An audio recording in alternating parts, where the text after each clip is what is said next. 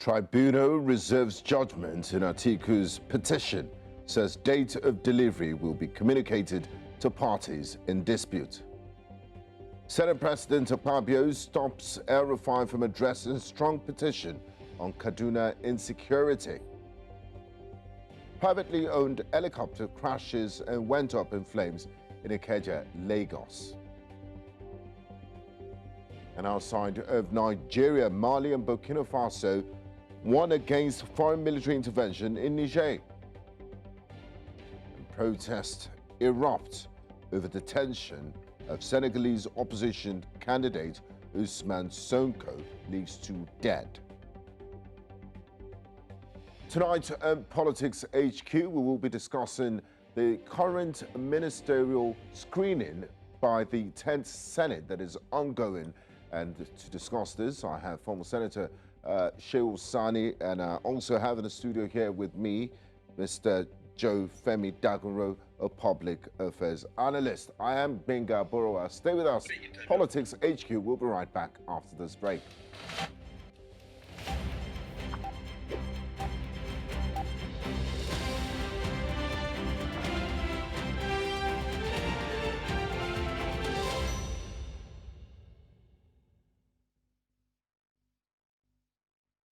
Now, the Senate on Monday confirmed former governor of Rivers State, Nyesom Wike, as minister, with other ministerial nominees also facing members of the National Assembly for their screening.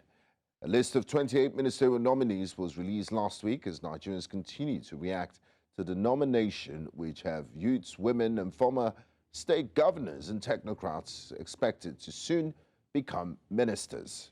President Bola Ahmed Tinubu also believed that to have gone for some of his most trusted allies, including well-known names in Nigeria's political circles and some of the best Nigerian professionals in the world, in what his supporters have dubbed an inclusive cabinet. As comments and reactions continue to trail the ministerial nominations, we assess the ministers to be their qualities, what they stand to offer Nigerians and Nigeria, and how deserving they are of such huge roles and positions. Now, joining me tonight on Politics HQ to discuss this is former Senator Shehu Sani, and I also have political affairs analyst in the studio, Mr. Joe Femi Dagunro. A warm welcome to you, gentlemen, and thanks for joining us on the program tonight. Thank you. Thank you for having me. Now, I'd like to start with Mr. Joe Femi Dagunro in the studio. Sir, what are your initial impressions and insights into the composition of President Tinubu's first batch of ministerial nominees? How do you perceive the list reflecting his governance strategy and priorities for Nigeria's future? You know, basically, we have to understand the fact that the president all over the world, they have the prerogative to choose the people they want to work with. And choosing ministers, you have to basically look at the fact that these are people that are either his friends or political allies. You know, you don't expect this president to choose enemies, or, you know, but he's trying to build a cabinet that we serve his own purpose of governance, that is to serve the people of Nigeria, put it that way, and he has made a lot of promises. And when I see the people, sometimes we have to understand the fact that bringing someone from another political party is something good. Because you see that in some other places, like in Germany, whereby you have this kind of coalition going on. Yes. So it is not new in excuse me, in global politics. But here, in Nigeria, yes, but then it could be a good thing to start with. You know, it's unfortunate that here we don't have coalition. Rather than that, we have different parties who would say, look, it's just my party, and that's all. So I don't want to base this ministerial list on the fact that, oh, why must he choose someone out of his own political party? Why, you know? But let's see what is going on, because this president, I believe, is a pragmatist, you know, so somebody who is pragmatic and at the same time very flexible. Result-driven. Right. So we have to expect something. And listen, it is on these guys to say, look, I work with you or I don't work with you, because they should know by now the expectation of the people of this country is quite high. And the honeymoon is getting over. Thank you, Mr. Femi Dakure. I'd like to bring in Senator Shehu Sani into the conversation.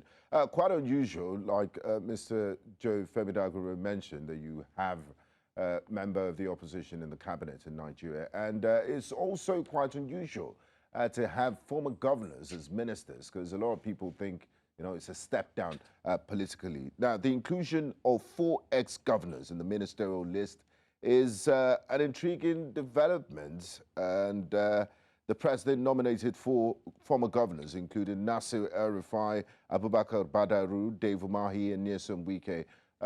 Distinguished Senator, could you delve deeper into how their previous executive experiences might influence their performances as ministers, and what key roles do you envision them playing in Mr. President's cabinet?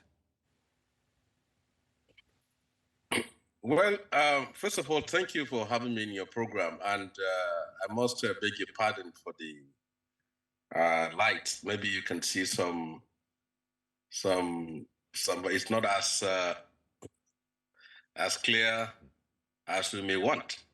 Having said that, well, when a president selects his cabinet, people are expecting that at this time of our history, there should be a complete break from the past. It's 23 years of Nigeria's democratic rule, and we have seen how president after president, people are appointed into ministerial position because they feel entitled or because they contributed to the success of the president, and there is very little attention given to competence. Now, when President Bola Tinubu took over office, knowing where we have found ourselves, the thought is that, first of all, there should be a complete break from the past, and secondly, people who will be brought into government will be fresh faces with new ideas that will meet the challenges of the 21st century and move us forward. But when you see a cabinet with the likes of Badar, Wiki, and Nasir El-Rufai, we are still within the same cycle. I wouldn't say there are no credible people. There are, like Pate of Bauchi, a renowned medical professional who has made his mark outside of Nigeria. And then you know that these are people who have achieved. Every government has its own stars. If you talk of Obasanjo, you see the likes of Konja Wela. You talk of Jonathan Goodluck, you see Adeshina, who is now in African Development Bank. But if you come now, you ask yourself, who is the star? Well, we'll wait to see in the next few... But Senator Shehu Sani, having former chief executives as ministers, at least 4 of them, is unprecedented in the history of our uninterrupted democratic experience since 1999. How much of a big deal is this, and what do they bring to the table when it comes to functioning as ministers? Is it a plus for Nigerians, or you're skeptical about the composition of these individuals? Well, there's nothing plus there. He simply rewarded them for working for him, or some for betraying their political party. This is what he has done, but doesn't mean that in all the lists that is it. For the governors who they brought him now, it is expected that at this time, a government will have initiated a process where by investigation is done as of each and every one of them, how he has managed his state, what has been looted, what has been recovered. But it appears that as far as Tinubu is concerned, he is simply moving ahead to appoint people in government. People, many of them from that list, in fact, people are just seeing them for the first time, and others are known faces who have not achieved anything. So to me, I believe that many people are disappointed with this list, but there are credible personalities in that, and we hope they will be able to drive his vision. But he should know that he has no much time to waste. People are suffering. There's a lot of hardship in the country. There's pervasive insecurity in most parts of the country. There are a lot of challenges which he has to meet today. Most of the democracies in West Africa are crashing today not because of external forces, but because of failure of governance. And who are driving this process? Is the president, is the ministers, is the governors. If you get leadership wrong, everything will be on the wrong place. So we will hope that the team which he has selected to be his own are ones who will move this country away from where it is and then move us to the future.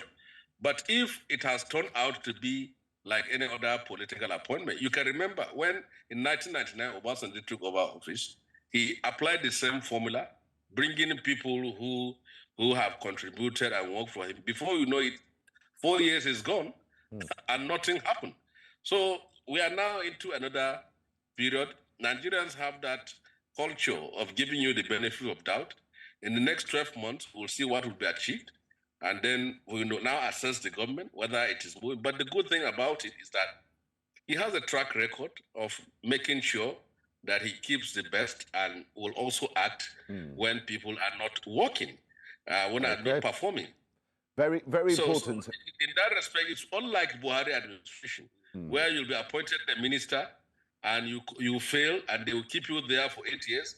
And some who are heading ministry, department, agencies, when their tenure expires, is extended by 2 years, when it's finished by 6 months, and then went by 2 weeks. So we hope that this time around, things will be different. Though they are completely two different leaders as far as Tinubu and Buhari is concerned. But we hope that there will be a complete break from the past, and the people whom he has trusted and appointed will deliver as far as the country is concerned. Thank you very much, Senator Shehu Sani. I'd like to come back to you, Mr. Joe Femi Dagunro. Senator Shehu Sani said something quite instructive, a departure from the past. We hope, because former President Buhari appointed ministers and, you know, he didn't really set benchmarks for them. There wasn't much of an evaluation, and a lot of them spent 8 years. It was almost like, oh, once I appoint you, I can go home and sleep. But and also another issue is that I want to ask you, based on this ministerial list, is do you expect President Tinubu to, you know, put his ministers to task and you know, remove non-performing ministers after a period of time, have a template for evaluation? And also the person of Mr. Nyesom Wike, his decision not to support his party's presidential candidate, the PDP, Alhaji Atiku Abubakar. Instead, he led a group of breakaway governors, and it adds to a unique layer of political dynamics in Nigeria. So is the president rewarding anti-party activities, rebel activities, and what is the guarantee that he won't betray him in the future? You see, basically, you have to understand the fact that most of these people are passionately politicians that believe they have to just practice it. You know, they are passionate about politics. They don't have any other profession. They, you know, abandoned their real profession a long time ago.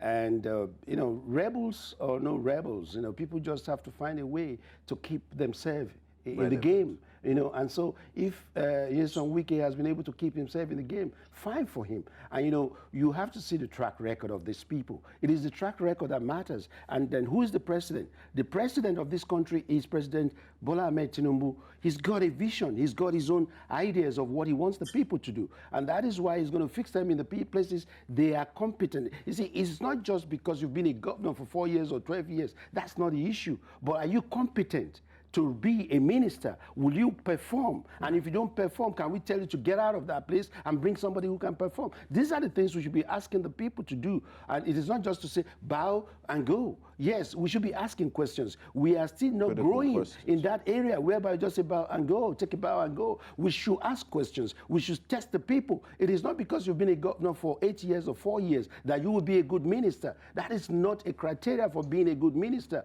because sometimes you see that you have your ego as well. So those are the things that, and when the senator said, you know, the people are looking at them from the past. Yes, your past is there. But are you ready right now to do the right thing? Because you know your past, there has been some mistakes. And when it talks about security, well, that is another thing people want. Have they been checked out? I said it sometime. If you see someone who has collected ecological fund and he has not done anything in his own state, and then he's sitting down there and you want to say, look, what has this guy done? So we should be asking questions. And the good thing is this, the president of this country right now, Bola Ahmed Tinubu, is somebody that listens to all these things, whether you like it or not. And he hears this thing through, I mean, ways that he will hear all these things and is reacting to them. So when you look at the palliative issue, see the way it has been reacted to. This country has been in a mess for a long time. Look at the refinery. A lot of things have gone bad. So for a governor or for a president to come and this time, it will take a long time.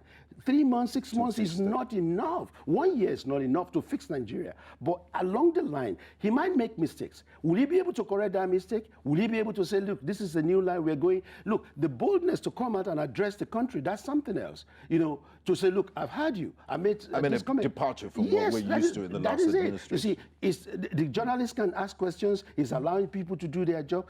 If from the antecedent the senators spoke about, you see, the antecedent in Lagos, look at the ministries.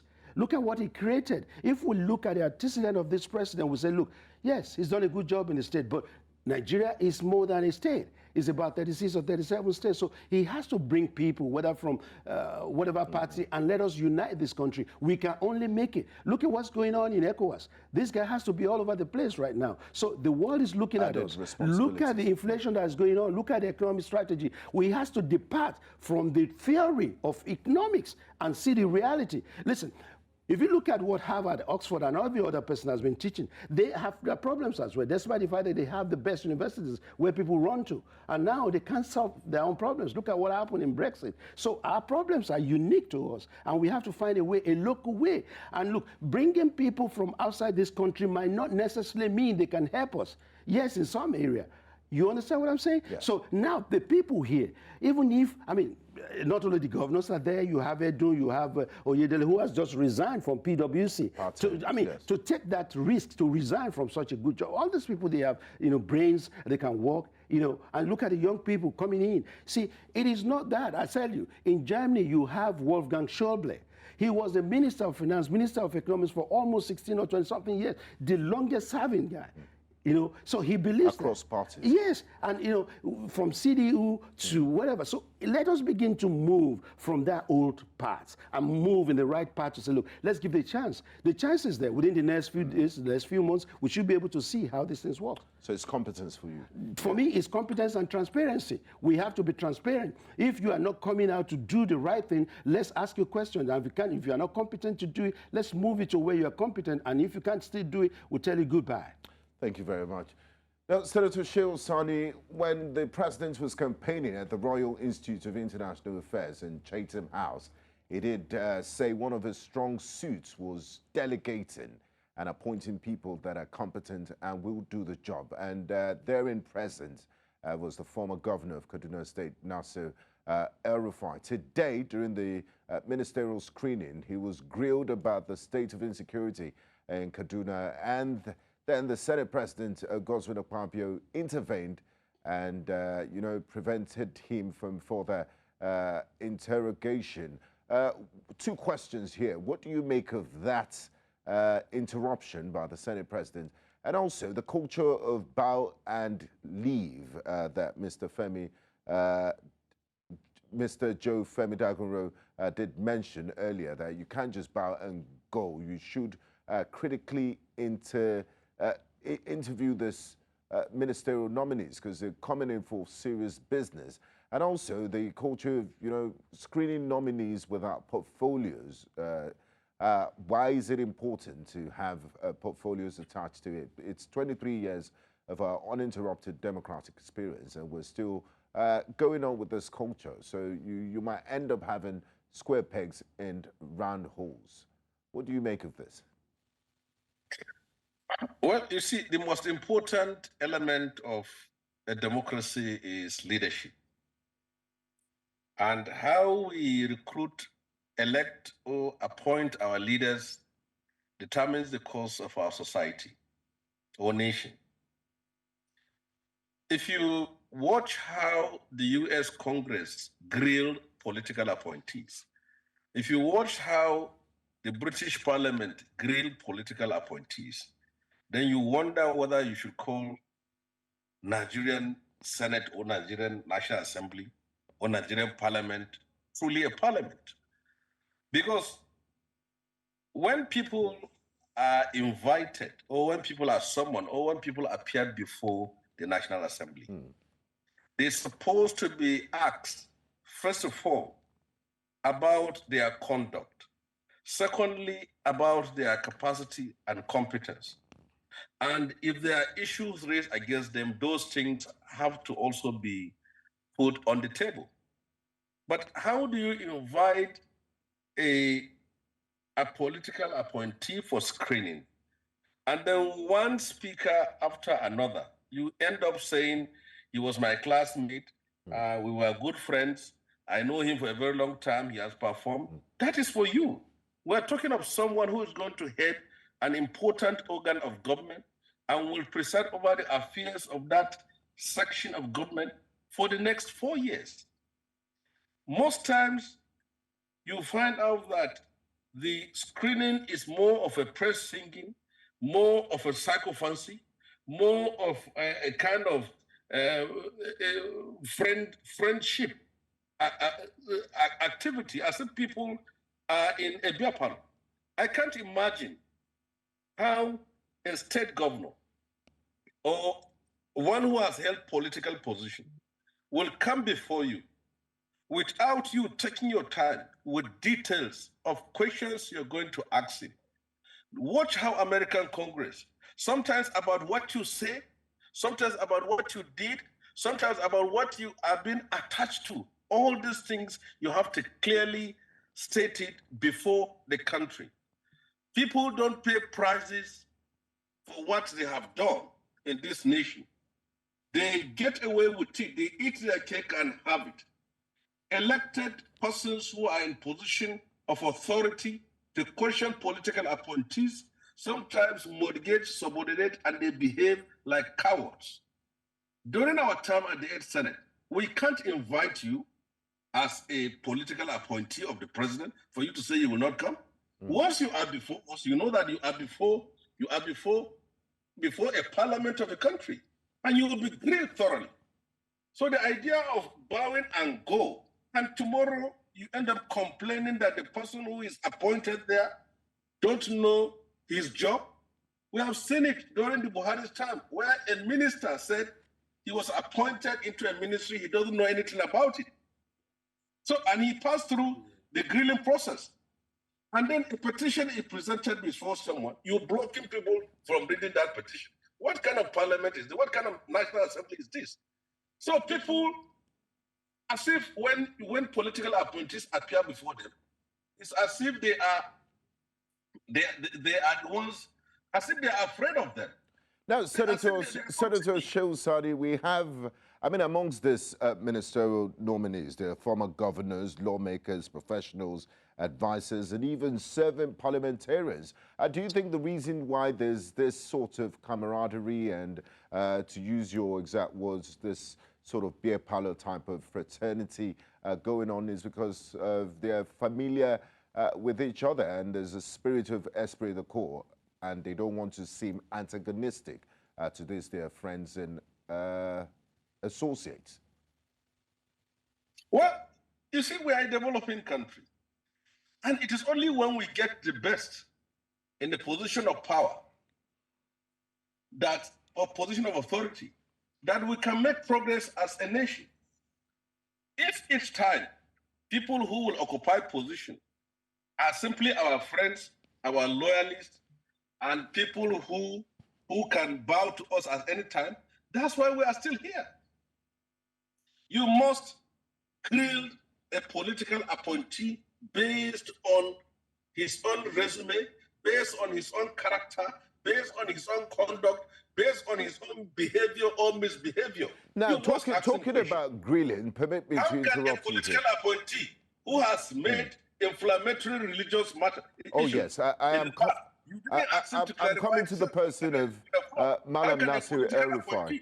who has no respect for rule of law, who has no respect for rule of law, who has presided over a state and marginalized a section of a state and make comment about Islamization and religious agenda. Nobody is asking some kind of question. Which kind of country is this? Now, so what do you make of the Senate President interrupting the questioning of Nasir El-Rufai, because it was being grilled about very serious matters that led to the matters of life and death during his stewardship as the governor of Kaduna State, and the Senate President intervened and kind of interrupted. Well, the Senate President simply covered up Nasir El-Rufai. That's what Fabio did. He has protected him, he has shielded him, but one thing I know Nasir is that he will sting him. It's a question of time. Most people who protected him, promoted him, who elevated him, he ended up stabbing them in the back. So Fabio will be one of them. And Amelon has had his own, Atiku, Buhari, Obasanjo, and now it's Tinubu's turn. And I said it very well. Nasir has nothing to do in this government. He's a viciously ambitious man. And you will see the kind of trouble that will happen under Buhari, under Tinubu administration. People, Eradua avoided him, Jonathan avoided him, and they were in peace. But he has brought him to his government. But I know that as Tinubu has a track record and an experienced politician, for all this in which I have raised in the last 3 to 4 days, are prophecies which will come to pass as far as that is concerned. He has done it. When he was an FCT minister under Obasanjo, he created a problem between Atiku and Buhari and Obasanjo. He fought Kema Chikwe, Minister of Aviation. He fought Ademopelo, Minister of Agri. He fought the Ayele, Head of Service. He fought the National Assembly. So we will see now what will happen. He's a man who has no control of his mouth. He can make inflammatory statements. I'm from Kaduna State. It's not about me. Anything which I say about him is, you can Google it and see. So which kind of Senate is this? Thank you, Senator Shehu Sani. Now, Mr. Joe Femi Daguro, let's talk about the culture of power and go, screening without portfolios, and also where do you draw the balance? Because politics is about interest and friends, and these are some of your staunchest supporters. They helped you during the campaign period, so you kind of have to, not to use the word reward in inverted commas, and show them that look, I'm loyal, I appreciate the work you did for me. But at the end of the day, you're looking at a country of 200 million people. It's not about personal interests. It should be for the greater good. So how do you balance this, this very difficult political balancing act? I tell you what, we decided to choose the American style of democracy. And now we do what we want, not how it's being practiced out there. We choose what to do, and we do the way we want it, and that's the worst part of it. I've not seen. Correct me, maybe you know better. I've not seen in US whereby senators are distributing bicycles or whatever as constituency projects and stuff like that. So where do we get that from? Is this thing from America, kind of a democracy? No. So there are a lot of things we're doing wrong. And how do we correct it? A lot of things we are doing wrong, a lot of things are in our constitution that is wrong, and people like Falan or SCN have said, a lot of people have said a lot of things about this, but it's still there. And that is why you have people with audacity to come in and do what they like. Some will not even go there. Some will just be there for the next 1 year. They will not even ask one question. You just say, make noise, and then you say, the ayes have it, the nay have it, and they go back. And the ministerial, sorry to interrupt you, at the ministerial screening yesterday, there was a senator that was bragging about how brilliant he was in primary school. 3 years? Yes. Yes, and another guy went to university. One of the nominees went to university with 2 credits or 3 credits. You see, these are the things that they're supposed to have investigated that before even coming. The security men, they will have done the background check to know this guy has no 5 credits. I mean, the names should not even be there at all. To be at sent. all. So and you do your homework. Not only that, if you bring him, then the Senate President said, you know what, all the certificates that you have, go and get them and give it to the clerk of the House. Is that how to do it? No. You see, we're making ourselves a kind of laughing stock sometimes. I agree with him on that point, what Senator said. We shouldn't be doing this. because we should have evolved to a stage whereby we should be proud of our Senate, of our people in the Assembly. But from the nomination of these people, who has ever come out and said, look, you are not fit to be a senator? Some people are nominated, they are voted on their party basis, they didn't even campaign. And if you don't campaign, you don't even say what you want to go and do. And I mean, democracy, you should be involved in your democracy. As Senator Are we Sani said, involving? in the 8th Assembly, Right. They had a more critical process in the screening of nominees. But it's a fine place to go on a break. We're still talking about the screening exercise for the nominated ministerial candidates for President Bola Ahmed Tinubu. This is Politics HQ. Do stay with us. We'll be right back after. Welcome back to Politics HQ and News Central Television. We've been discussing the President's ministerial list that is currently undergoing screening at the Senate. And joining me to discuss this, I have Mr. Joe Femi Dagunro. And in the first half, we had distinguished Senator, former Senator Shehu Sani. Now, back to you, Mr. Joe Femi Dagunro, still talking about this ministerial list. Something quite unusual, quite fascinating, happened in this list that was sent to the Senate. We have at least 3 serving lawmakers on the list: Nkiruka Onyeji-Ocha, Olubimi Tunji-Ojo, and Dave Umahi. It's fascinating to see that 3 serving lawmakers have been nominated as ministers. Do you have any idea of the position of the law on this? Will they have to relinquish their seats for INEC to conduct by-elections, or can they be in the executive and the legislature at the same time? Well, I'm not a lawyer, but I think you can be a senator and a minister at the same time.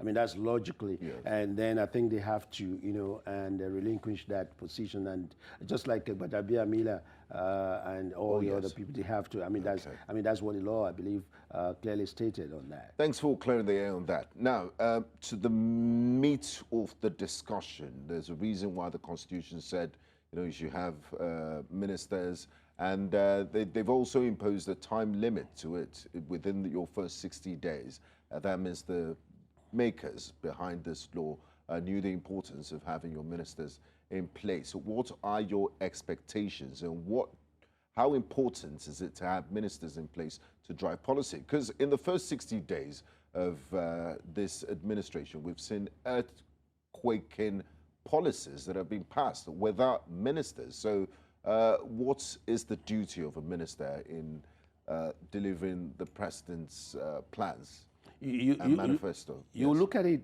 and be wondering, why must it take 60 days? It shouldn't. Yeah, you campaign. And about, there are political intrigues somehow that will make you feel, okay, maybe changes here and there, and, there are a lot of political things that will go, upside down that you have to correct. That one can understand about 60 days. I think we see the lawmakers have to review that. But who are the people making the laws? They are the same people who will campaign. They are the same people who will come back and say, look, this is not enough, because they know what they want. But for me, I think we should be looking at who gets what. And that is why, it's not really a clarity. It's not clear. Yeah, but the Senate is not screening on the basis of who gets what. That is it. You don't know who gets what. So how will you, screen and without understanding the right person? For instance, now, we need a competent person to drive our foreign affairs. So who is that competent person among everyone there? What are the questions you will have asked them to say, who are you? What are you going to do? Looking at the current geopolitical realities, especially in the West African But they said the Constitution said it must speak from each state and all that. So we have to have ministries. We have to spend a lot of money on these guys again. They will go on retreat, if I get it right. And after the retreat, before they know what to do, and then the PAMSECs are there. Who is going to, so a lot of time will still be wasted. Are we ready for that? And they are life-making decisions. So now, when they come back, like the senator said, a minister, I said, look, I don't know anything about this ministry, but then, since you put me here, I'll do something. So you might have some people who will still, maybe they will not say clearly like that, but they don't know anything, though. I mean, just like the other time, an ambassador was saying, they said, no. So how do we avoid this sort of things? The thing is this, once you are sending the names, set the portfolio so that we know, even the public, we know, is this guy competent? When you mention Dele Alaki, for instance now, everybody will look at, you can't put Dele Alaki Minister of Health. You can put him Ministry of Justice. So you actually will say, look, this should be information, call it whatever name, strategy and whatever. But then that is where everybody knows this guy fits in there. If you mention Edu, you say, oh, Edu has, this is finance or this is Minister of Economics or planning or whatever. So there are people already that people are speculating. There we go. But there are some you don't even know. When you say, Shifagbemi, SAN, you will know. There are some names you really want to. But what about the rest? So what will this guy will have done? This guy with the 2 credits, where do we want to put him?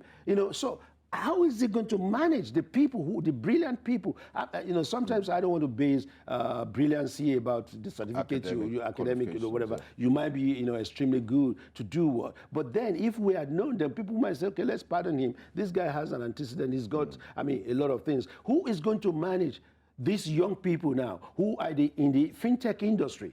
Who is the competent people to understands that? Present day. Yes. Listen, these young people, they don't even wait for your the venture capitalists in Nigeria. They go abroad and bring millions into this country. And who is going to make the policy to support that drive? Who is going to be the one that will drive the issue of our foreign policy? Listen, a country we call Africa as a continent, and everybody will rush there to have a meeting with a prime minister.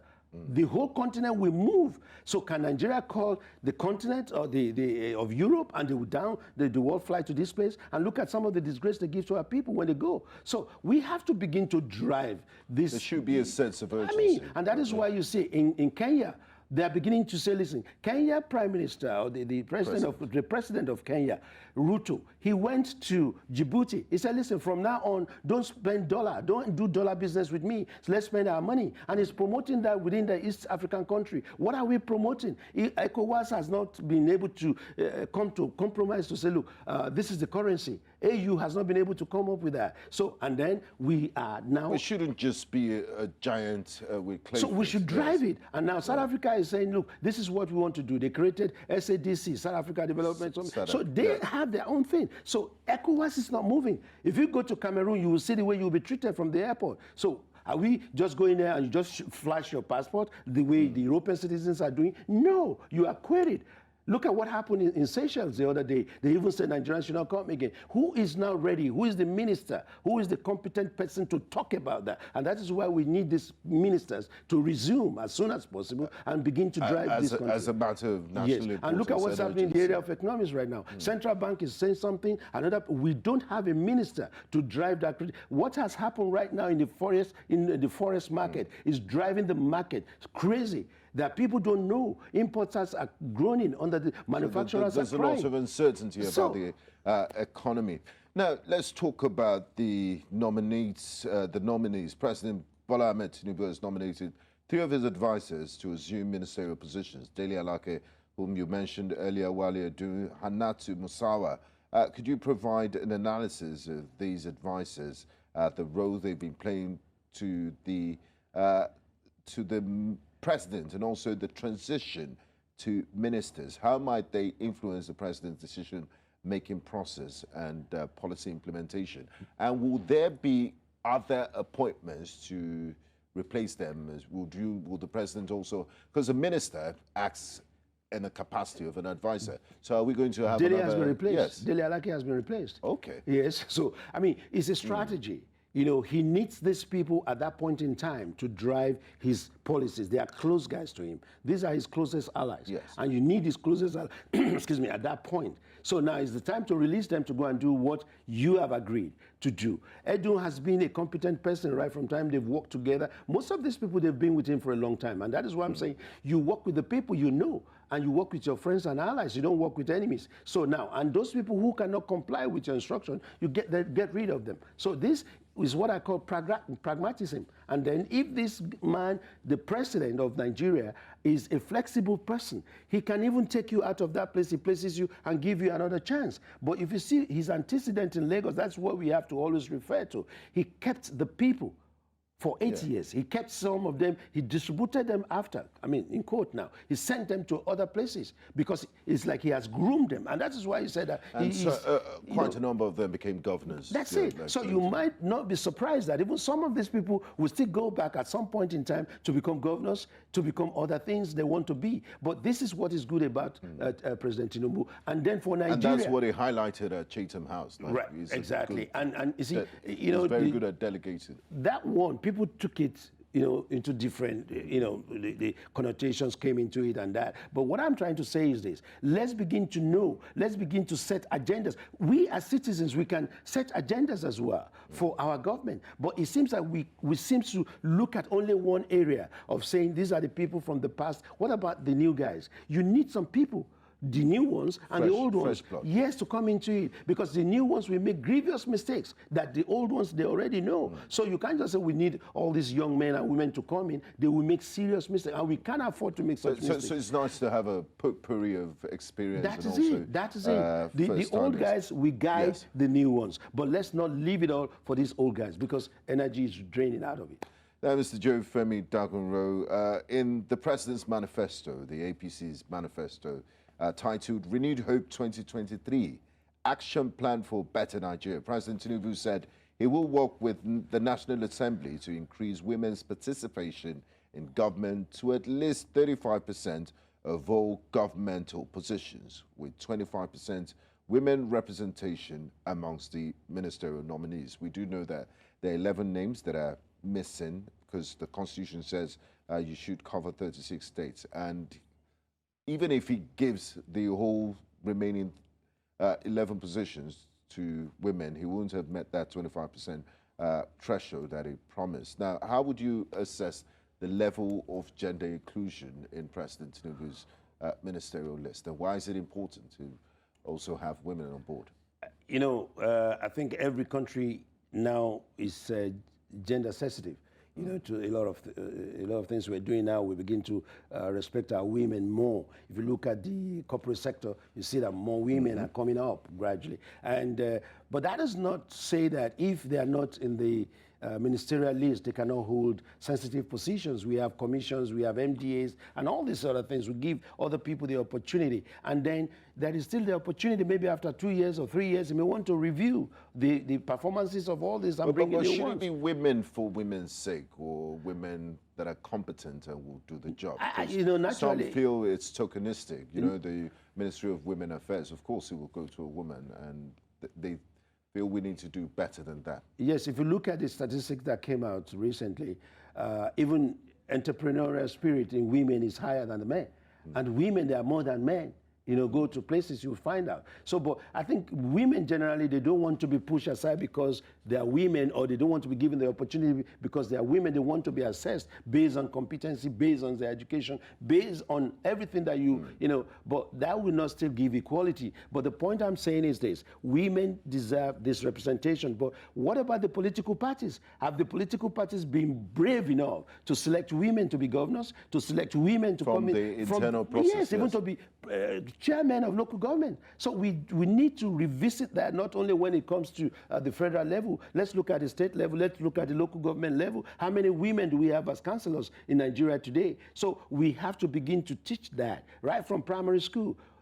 But when you look at it the way we are running this country, we tend to forget so many things, that competency and transparency is what we need. Look at when, there's so many, look at in the military. How many women do you see coming out? They are there, but we don't see women generals, coming out in the military. We see men. So we have to begin to look at all this now. But you have in the immigration, you have a woman right now there. So let's bring out more women. Let's appreciate them, but not because they are women, but because they are competent to do the job. I think that's what we need. Absolutely. Now, Mr. Joe Femi Dagunro, before we begin, as we begin to wind down on this conversation, Nigerians are not patient. They've been through a lot. Politicians have made promises. At what point should Nigerians begin to expect results from these ministers once they're sworn in and they're appointed?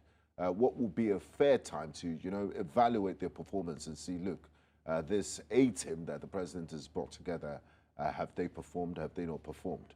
And also, amidst the president's part, we're going to have a Buhari-like situation where you just leave them for 8 years. You see, this president has not left Nigeria to, stay outside his country for a couple of days right now. He's been working. Weeks. Yes. He took his holiday after the campaign and he's back and he's been working all along and he's been representing us all over the place. So we cannot compare him to any other, past leader as regard that. But the thing is this, you can't be patient when you are hungry. You can't be patient when you have pain. You want solution. But the point is that the decay, what president is facing right now is not something of just 8 years. I say that again. So this gentleman is thinking of how to make it. I'm not in his brain, but I can imagine how he feels about it. And I can imagine what he has to do. He will have preferred, if you talk to him on one-on-one, that this thing can happen immediately. But for God's sake, it can't happen immediately. You need to take care of the rot. And I tell you what, I've been saying it between now and 1st of October, let's see some little changes, right? But then to be able to evaluate, you have to give about 1 or 2 years. So otherwise, you'll be evaluating without statistics. The issue of welfareism. How do we know if we're even moving in the right direction? Giving the right portfolio to the right people.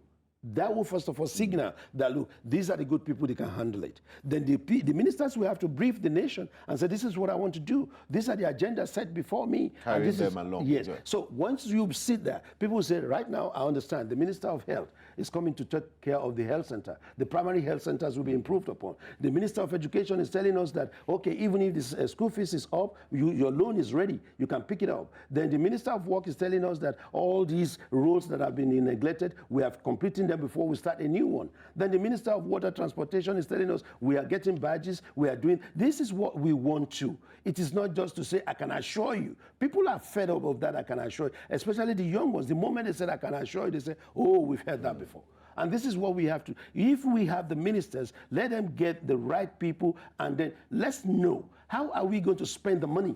Because now people are just thinking about, are these people going to take loans again and begin to spend it on these ministers?